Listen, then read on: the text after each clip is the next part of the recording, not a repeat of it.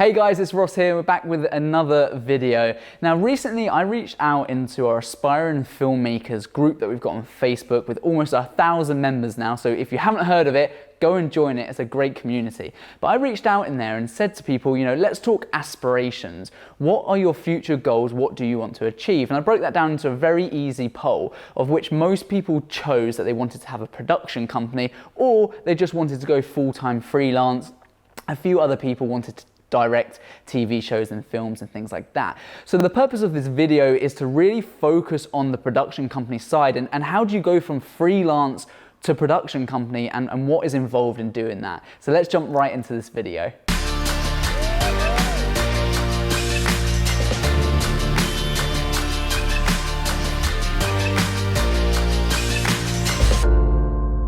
Now, if you're new around here, then please hit the subscribe button. We're a growing community and I really appreciate everyone that follows this page.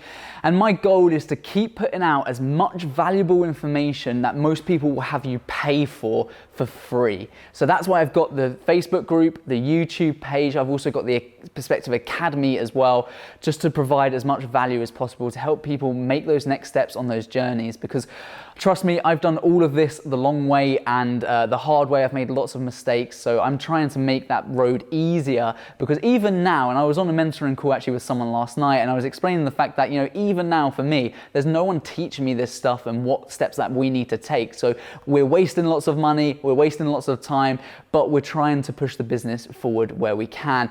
So I want to make it my job to help people who aren't at that level and who are wanting to grow, whether they're individuals as freelancers or production companies or business owners and looking for new areas where we can support them as much as possible. So the purpose of this video, as I've said, is to try and establish how to grow and scale your business to a point where that you can have a production company. And what does that actually mean? Well, I always introduced myself or always said that I had a production company way before I hit my target of what I thought a production company was. Now, it's really important for you to take some time away and actually work out what is it that you want, because if you don't know what your aspirations are, then you're obviously not going to hit those goals, and it makes it a lot harder because you can easily waste years of time just plodding along and doing what you think you want to do and just but not being that focused on the overall goal. What is it that you want to achieve, and then putting your mind towards that one thing, because once you put your mind towards that one thing, you'll be surprised at how opportunities arise. You're actively looking for things that are going to push your business and you in that direction. So first of all, spend some time thinking about what does that look like to you. And in terms of the people on the Facebook group, who the vast majority of people said they wanted to run a production company, this is really, what does a production company look like to you? And take some time to think about that. For me, it was always about having a studio, having a team of people working for me. But that's not to say that you can't start to set those things out early on. Because where a lot of businesses fail is that they grow too quickly and they don't have the foundations in place, the things I'm trying to teach you, so that you have the best stable and you're set up the best for success as you possibly can do. So once you've established what you want your production company to look like, you can start angling your business to make those changes. Now, for most of you, it's going to be about scaling your business as quick as possible. And by scaling it, I mean increasing your profits and your turnover so that you can then employ people, so that your business isn't just you and it starts to look more like a production company, the image that most people have. Now, that sounds quite simple, doesn't it? Yeah, just go and scale my business, make more money, and then I can buy a studio and hire staff. Of course, there's lots of strategies you can put in place to do this. Now, no doubt you're working hard, but you can always work more efficiently, and that's the thing. It's not necessarily about working hard, it's about using systems and structures. So one of the things I teach a lot about are the RCP systems, which is a system that provides you with regular, stable income. And for those people in the group, or at least in the Perspective Academy, I break down into exactly what are the ins and outs about that. Now, this isn't a video for this. This is just providing you with suggestions and thinking about how to make that transition or how to present yourself really as a production company. As I mentioned at the start of this video, I introduced myself as having a production company way before I facilitated or really way before we grew to the scale that we are today, where I would now consider ourselves as a full production company. Now, I'm going to talk about imposter syndrome, okay? So imposter syndrome, and everyone will experience this, it's when you kind of think that you're not good enough for something. And often this is led on by lots of other people's views about you, and that's what really makes people a bit more shy and timid. They have less authority, and that's really what makes you seem like a small business, a small one-man band, and therefore you're not a production company, okay? So I took the approach of always saying that, hey, my name's Ross, Perspective Studios, we're a production company and we deal with all things film and photo related, something along that effect, right? But the reason that I introduced myself as a production company, even though it was just me, is because when it's just you and you introduce yourself to lots of people as, hey, I'm Ross, I'm a filmer and editor, we create content for businesses, people will always remember you as just you. So despite the fact that you might make £1 million next month and you grow your business really quickly, those clients are always going to think it's just you, and they're going to always expect to be dealing with just you. So a big difference between being freelance, where your whole business model is based around you. And now I talk about having a business and having a job. Now, having a business is something that can operate without you being there. Having a job involves you to be there, okay? So for freelancers, and by the way, there's no wrong or right way, it's very much unique to the person. But as a freelancer, you have a job. It requires you to be at work. People buy from you because they like you, and you are the business, okay? So you've created a job for yourself that revolves you to be there. The benefits of a production company is that you can quickly transition from being that freelancer where everything revolves around you and start to separate yourself. And we do that through employing people, but also a really valuable step is hiring subcontractors.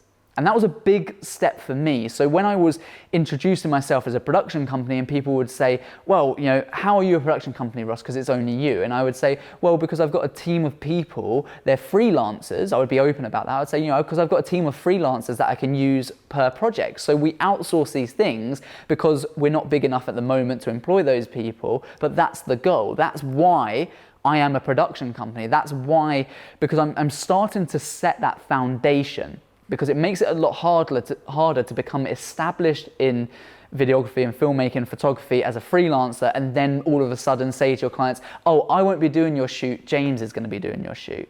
Well, why? What's changed, Like, why are you not doing my shoots? Because I expect you to do it because I've always used you. So that's why if you are in that position, you can start to introduce yourself as a production company.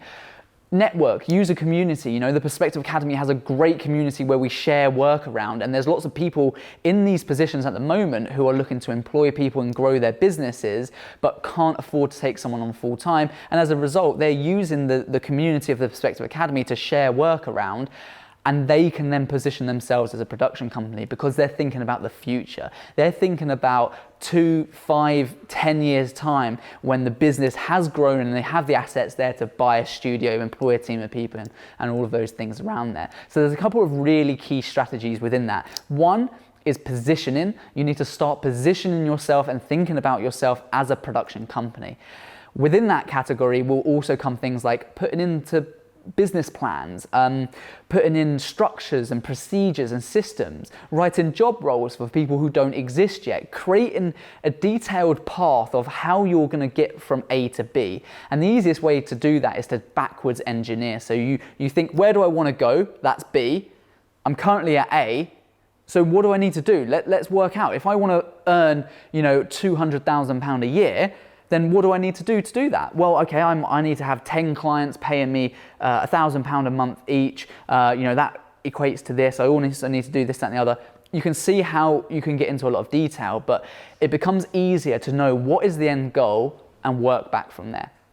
So that's number one. Sorry, I've kind of gone off on a bit of a tangent because things come to me and I just think there's so much valuable information. I can only condense so much into this.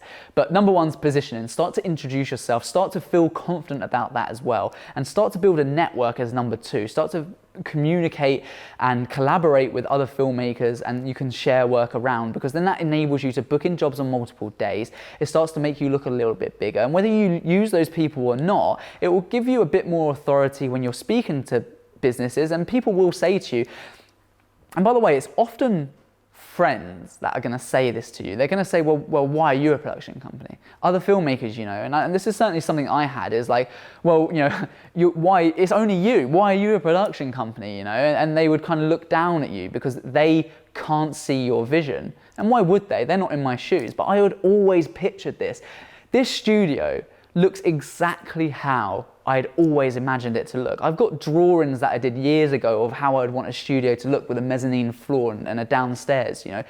And I really manifested that. And this doesn't just happen for a reason, you know. We have everything here because we have orchestrated it, we've put the plans in place, and of course, you know, we can change and adapt those plans as it comes along. But when I was, you know, I'm going back a couple of years now, but when I started to introduce myself as a production company, and I had those negative people, the red lighters, the people who were perhaps jealous or didn't understand my vision, trying to put me down, I never let it bother me. And I tried to let it just, you know, in through one ear, out the other, water off a duck's back. All of those, you know, analogies are really good, because it ultimately didn't matter. This is what I wanted to do. This is how I wanted to approach business. And here I am today, having gone through that and having implemented everything and kind of done it my way.